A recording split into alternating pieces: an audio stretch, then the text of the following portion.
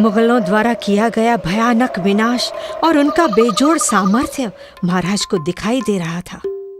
शिवाजी महाराज ने तय किया कि फिलहाल पीछे हट की जाए और मौका मिलते ही सर उठाया जाए। चुने हुए लोगों को लेकर महाराज निडरतापूर्वक जयसिंह को मिलने चले। जयसिंह ने महाराज का स्वागत किया। शिवाजी महाराज बोलने में तो चतुर थे। उन्होंने मीठी मीठी बातें की और जयसिंह से एक ही प्रश्न किया, क्या आपको यवनों की सेवा में सचमुच आनंद आता है? जयसिंह के पास कोई उत्तर नहीं था। उन्होंने कहा, मैं आपके प्रश्न का उत्तर नहीं दे सकता। तय हुआ कि शिवाजी महाराज की ओर से बादशाह को 23 किले दिए जाए। इसके अलावा वे औरंगजेब से मिलने जाएं और उनकी चाकरी करें, ऐसा भी तय किया गया। 9 साल के छोटे से शंभू राजा के साथ महाराज निडरता से आगरा की ओर चल पड़े। महाराज के आगरा में कदम रखते ही शहर के अय्याश और आलसी जीवन में मानो नई लहर सी छा गई। सबको बातचीत का एक नया विषय मिल गया। महाराज के साहस और पराक्रम के चर्चे नगर भर में होने लगे। बादशाह ने अपनी सालगिरह के दिन महाराज से मिलने का इरादा जाहिर किया। बादशाह ने अपना आसन ऊंचा बनवाया। महाराज दरबार में पधारे।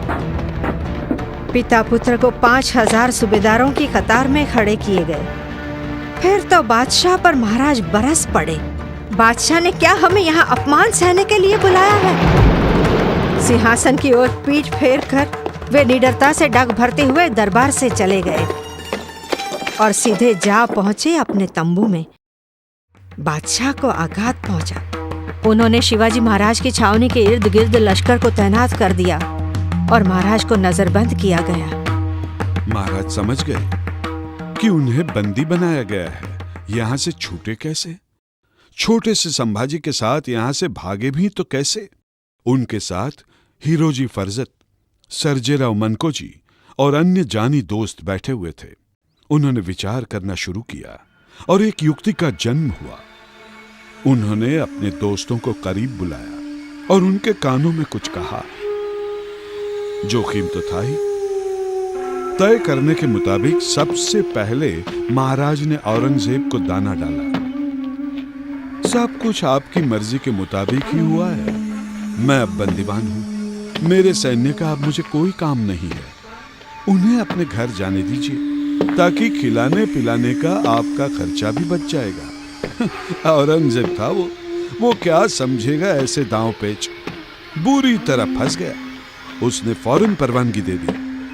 पहला पायदान सफलता से पार हुआ। अब रहे सिर्फ महाराज और उनके साथी। योजना का दूसरा पायदान यानी महाराज का बहुत ही बीमार हो जाना। और महाराज बहुत ही बीमार हो भी गए। इतने बीमार कि चलना फिरना भी मुश्किल हो गया। सारा दिन सोए ही रहते थे। फिर एक दिन अचानक महाराज के पेट में दर्द होने लगा। फिर लोग उनके लिए दवाई ले आए। वैद्य जी भी आए, पर ना कोई फायदा नहीं हुआ। दर्द बढ़ता ही गया। आखिरकार ये बात बादशाह तक पहुंची।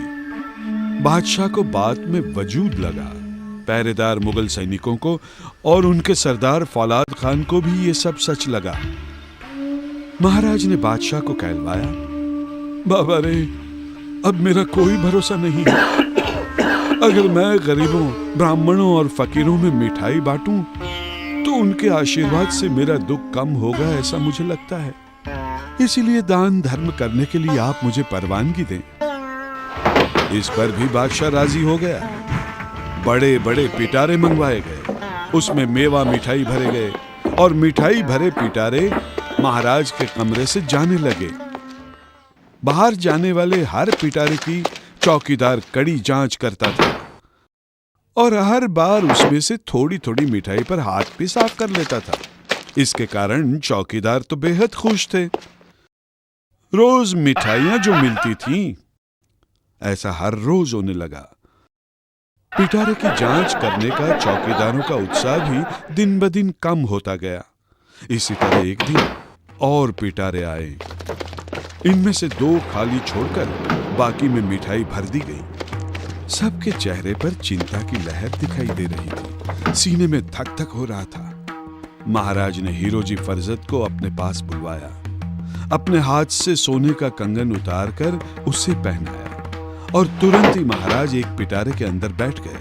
हीरोजी जाकर महाराज के स्थान पर सो गया। दूसरे पिटारे में संभाजी बैठ गए। सभी पिटारे कर्र कर्र ऐसी आवाज करते हुए बाहर निकल गए।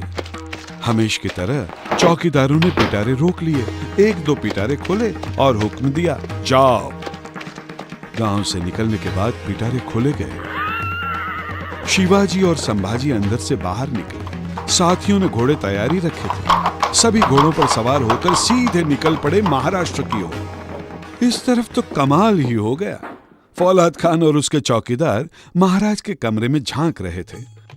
हीरोजी फरजत खाट पर सोए हुए थे और एक आदमी उनके पैर दबा रहा था। उन्हें देखकर फौलाद खान को लगा कि महाराज सो रहे हैं। कुछ देर के बाद वो उठ गया और अपनी सोने की जगह पर गद्दी और तकिए लगाए, ऊपर चद्दर डाल दी ताकि देखने वाले को लगे कि महाराज सो रहे हैं। दोनों कमरे से बाहर आए। पहरेगिर ने उन्हें रोका और पूछा, कहां जा रहे हो? उन्होंने बिना झिझक के जवाब दिया, महाराज के सर में दर्द है, दवाई लेकर आ रहे हैं।